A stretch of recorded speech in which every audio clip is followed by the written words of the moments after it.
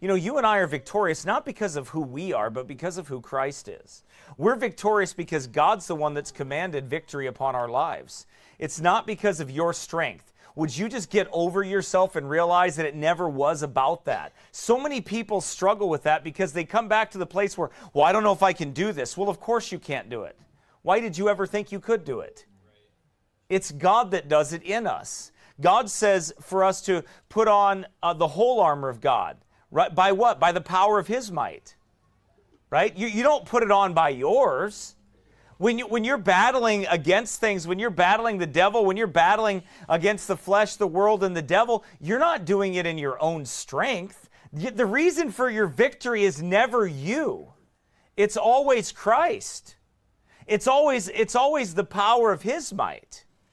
That's what you always have to come back to. That's what God's always going to bring you to, is that place where you realize it's the power of His might. It isn't you. It never was you. But most of the time, we start to get drunk on our own viewpoint of ourselves. We really do get big-headed and proud, and we kind of think that we've arrived or that we're doing pretty good. And when we do that, not that we're not supposed to be positive about life, not that we're not supposed to be thankful and we're not supposed to live our lives in a positive way, because we are, but what the Bible is teaching us is that all of our dependence must be on Christ. By the way, when any grievous trial that you go through, any challenge that you have, anything else is to drive you to Christ. There is no other purpose for it in the Christian's life. Don't look for another purpose. In your mind, you're going to say, well, God's just punishing me. No, God chastens His children.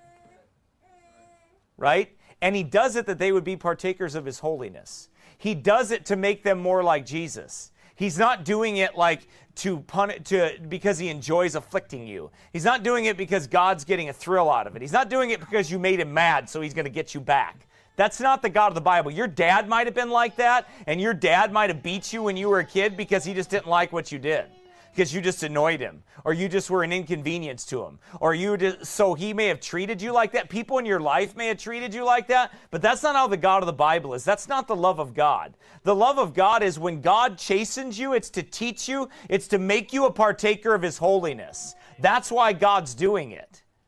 He's doing it to try your faith, not to tell you you don't have any. Amen.